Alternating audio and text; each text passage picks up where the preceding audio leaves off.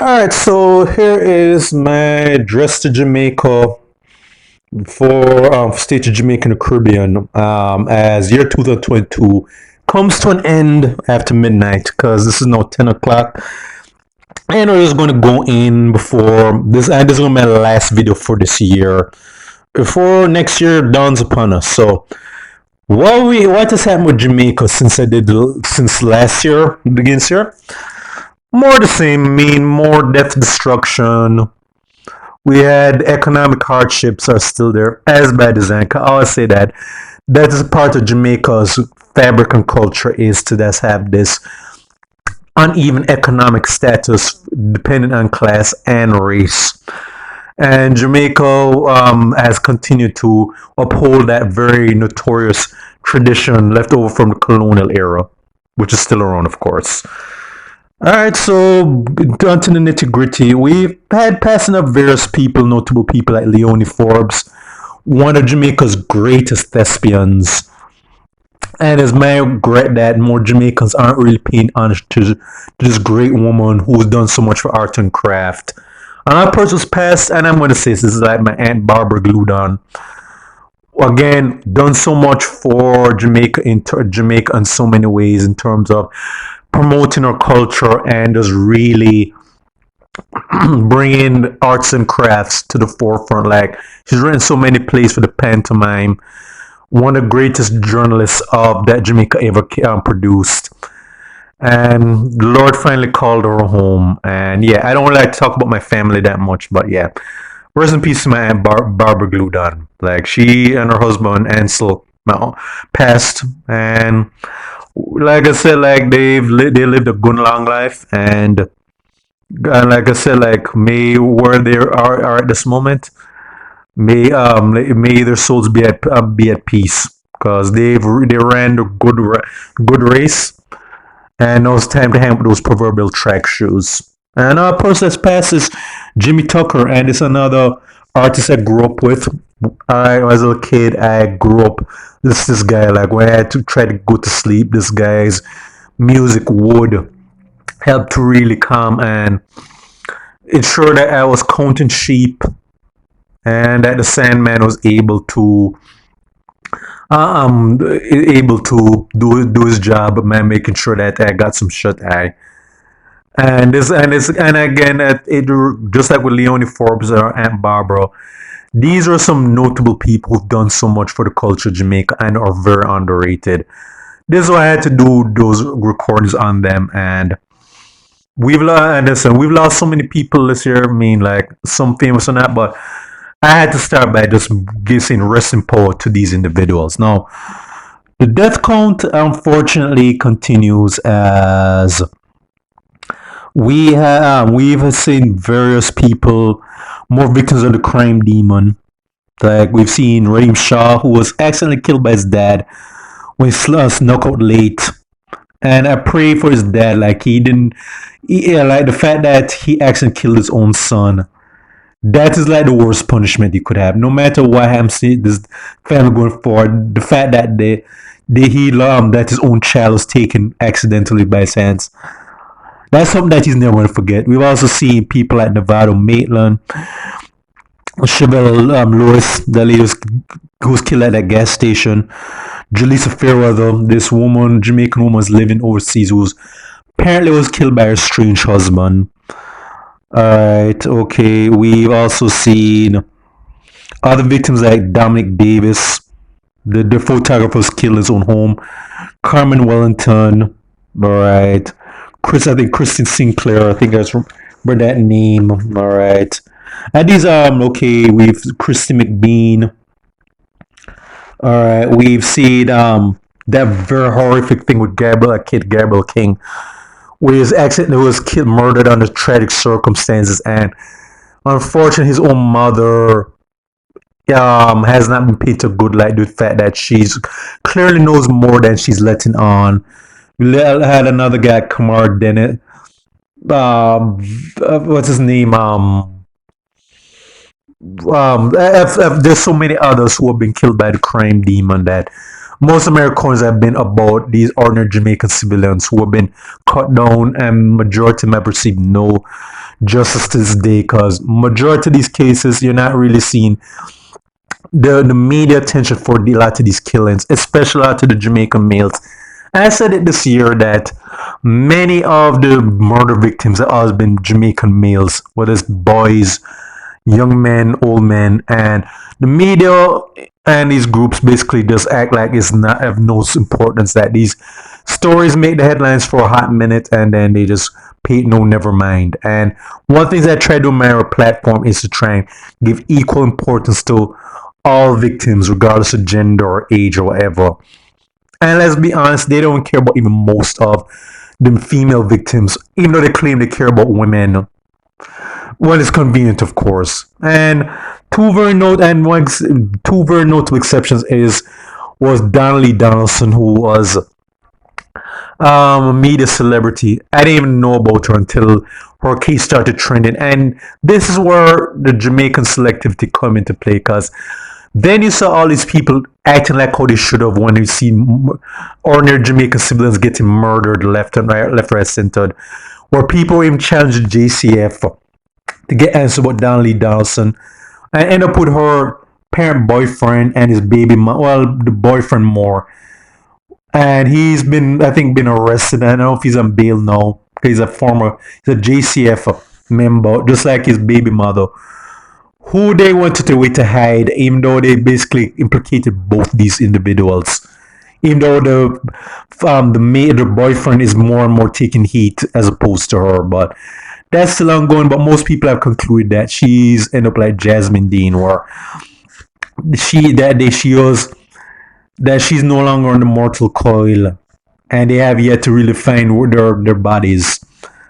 And another body whose body did find was Anika Slickiano. I don't remember the full name, but this other celebrity, Slickiano, who I barely even knew, who ended up murdered. And I think someone that she was seen, who apparently had a record, had a sexual assault allegation against him prior to this.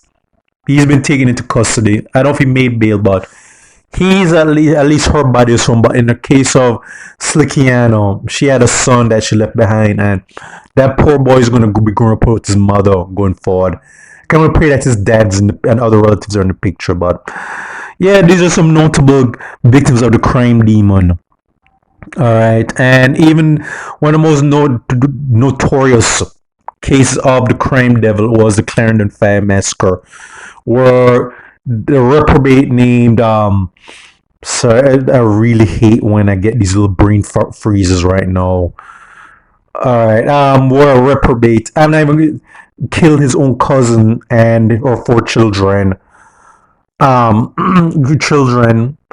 And I think it's surprising that at least this little monster was allowed to be taken into custody, and is still behind bars, and people are trying to give this little dirtbag the benefit of the doubt. Because yeah, there's some people that are trying to like soften the blow by saying that, okay, yeah, this guy may have been an evil monster, even though just like with a lot of these other people, he had previous charges against him, and they didn't think to lock him up until he actually murdered more people, until they finally were able to do something about him. Well, I do put able to do something about him in context, because yeah, this little dirtbag is still alive and breathing, and is going to be at the expense of taxpayers who have to fund this guy getting regular meals, a place to stay behind bars. But let's just say that there's a special place in hell for this dirtbag. Assuredly. I really wish I could remember all the details, but again, this is just breezing on through. Now, speaking of reprobates, we've had a U.S. fugitive named Charles Manafort Rainey, who came to Jamaica in 2011 after a pedophile charge, which he left the country and came to Jamaica, and was recently found and rapidly escorted back.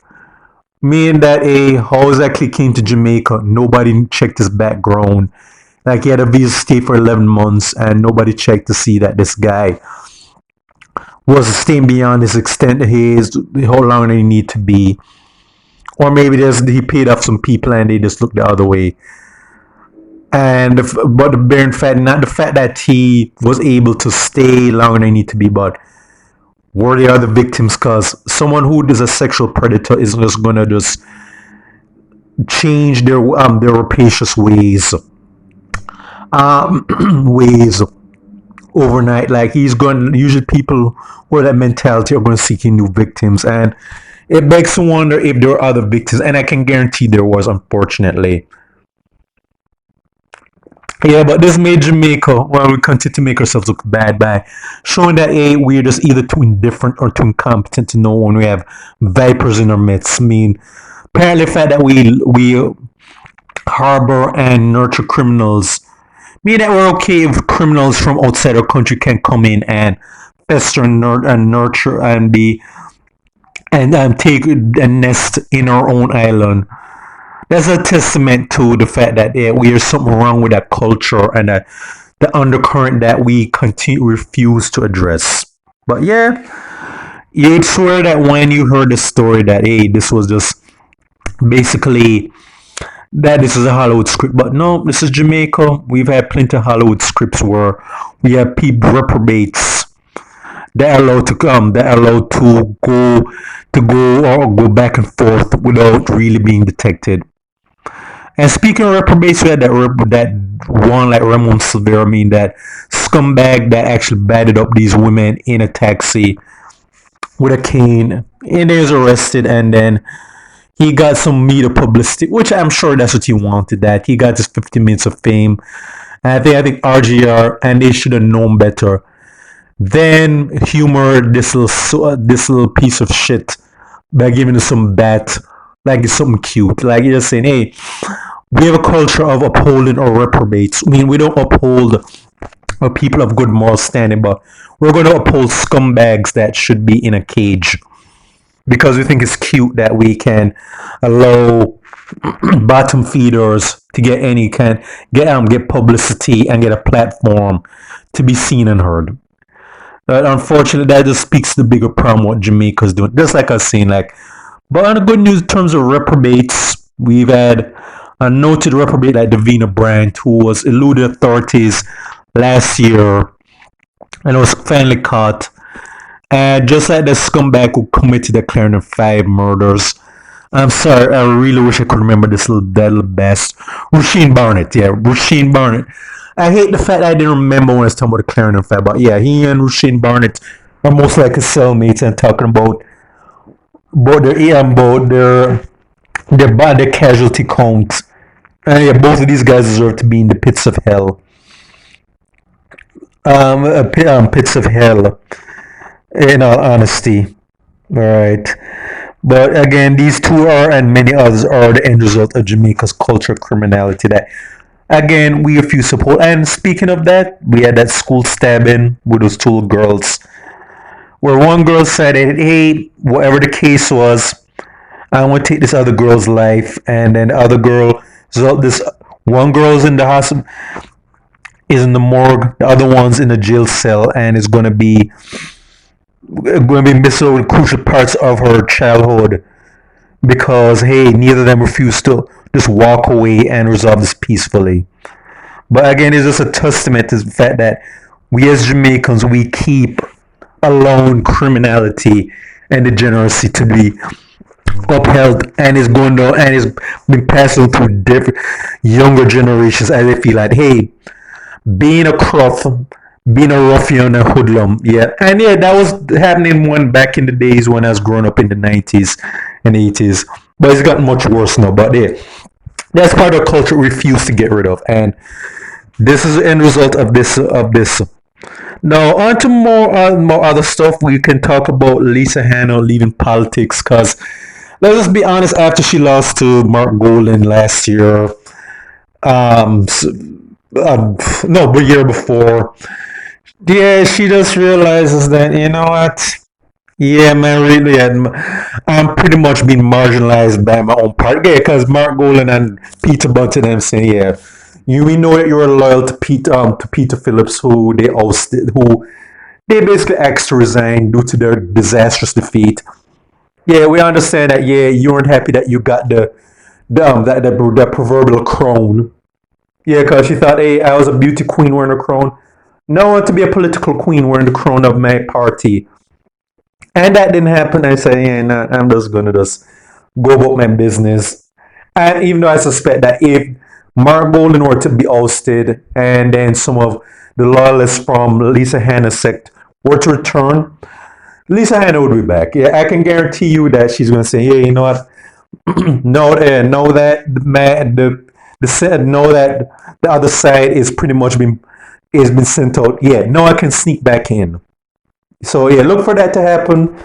Another notable sore loser is Kamina Johnson Smith, who made a bid to be Secretary of the Caribbean, and then they said, "Nah, yeah, you're not getting it." And as a result of that, that damn to failure um, endeavor, yeah, she's slithered back home to Jamaica and is back and basically resecured her position in the ruling party and is just going about her business. But yeah, most people weren't really supporting her like that, even though, and the fact that someone like Boris Johnson was actually giving her the thumbs up, yeah, that was a kiss of death right there. That was not going to end the way that she wanted it to be.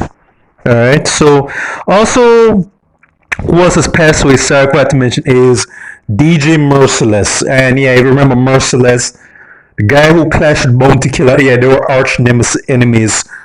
Well, Bounty had a lot of enemies music wise, but Merciless is one of the more consistent people that he butted heads with. And remember, Merciless also clashed with Ninja Man and Beanie Man and Clone. Them and Bounty on stage at Sting years ago.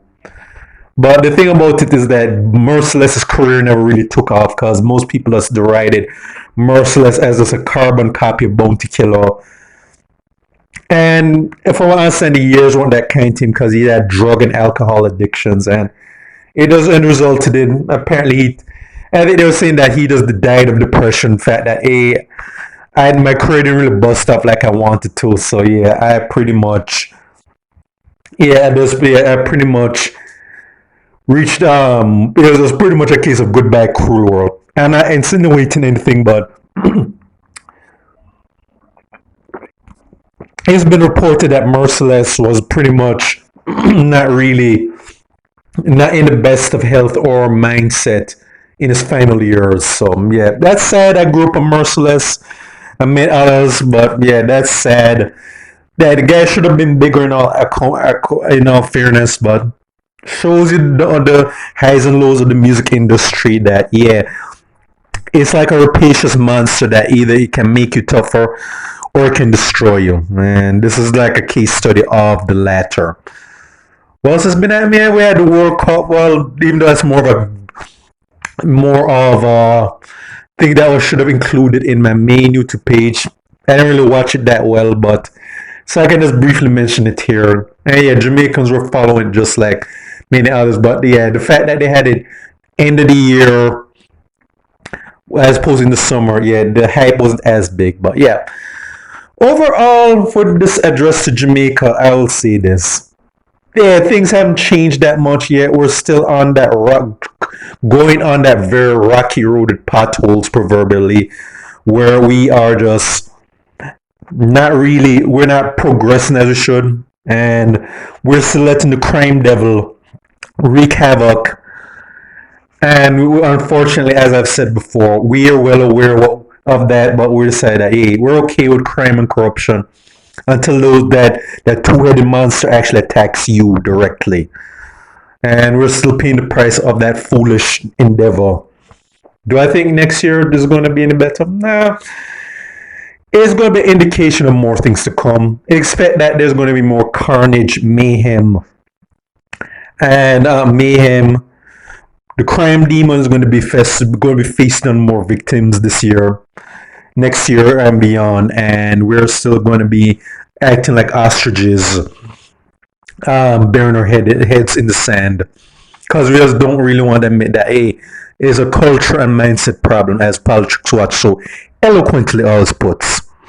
But it is what it is, I must say though. I mean, like, this is pretty much my end of year address. And yeah, I had so much stuff to do this year that I wish I could have made this more detailed and longer. But this year I haven't been doing as many videos for my two YouTube pages. But This is some of the most notable things I can remember that I can talk about for Jamaica. But yeah, we started out years ago when we learned to actually put moral values before everything else, before party colors, before economic status, and economic status is important too. Bear in mind, until we learn how to really admit what this country has been created as and how we're going to change it for the better. Yeah, I'm going to be looking forward to more recordings next year of who unfortunately has been got killed in this. I mean, I still do recordings of the Jamaicans who are notable examples of not of that examples of not being a part of that negative culture. But and I can also, as I said, look forward to more denial of what I'm saying. Because when people like me or many others in YouTube land try to talk the truth, yeah, we're just seen as this rare anomalies that we just not going to pay them no never mind. The unfortunate thing is that by continuing that to try and ignore what people sense are saying, yeah, it doesn't want to make yourself into more you're adding yourself to that casualty count. Either you or someone close to you, because the person who's going to say, hey, Jamaica, we don't have any serious problems, everything is fine and dandy, it's coconuts and palm trees. Yeah, okay. Pray that's not your friend, your family member, whoever we're going to be reading about in the papers going forward. All right. I also pray that none of the people I know personally are going to end up in headlines in the wrong way. You need to start making that prayer and do that in the sense that you know what's going on. And if you can do something to push back against it, you damn well should. So this has been my state of Jamaica address. Oh, I forgot to mention it was Savannah. And this is what I didn't like how funny that was. It shows you again that hierarchy of importance in Jamaica, that where it elevates certain people of stature. Because her case where she accidentally killed that woman while driving out a license, what I believe. Yeah, that so-called judge gave Savannah a slap on the wrist and did not compensate the family for Savannah's wrong actions. And the family is currently trying to launch a counter lawsuit, and I hope they succeed. We need to stop that bullshit as well, where we think that people that we just act like ordinary Jamaican civilians don't matter, and people, regardless of their fame, their status, are immune from law. We need to stop that as well. That is one of the things we need to stop. And again, much like Savannah as an artist, she got a slap on her wrist, but the thing is, I'm more angry at that judge who should have been disbarred or thrown off the bench for making that erroneous ruling. And that's one of the things that needs to change in Jamaica, is the fact that we need to start looking at this so-called justice system, get the laws changed, and also start looking to these judges who are upholding these very egregious sentences by allowing lawbreakers carte blanche to get away with their wrongdoings, because they're part of the problem, and Jamaicans need to actually acknowledge that and say that, yeah, we need to do something about you. We need to do something about you in particular, because you're part of the problem. But anyways, just said that earlier. But this is I finished the state of address for Jamaica for 2022. Catch you in 2023, which is going to be coming up soon. So peace out and all of that jazz. All right.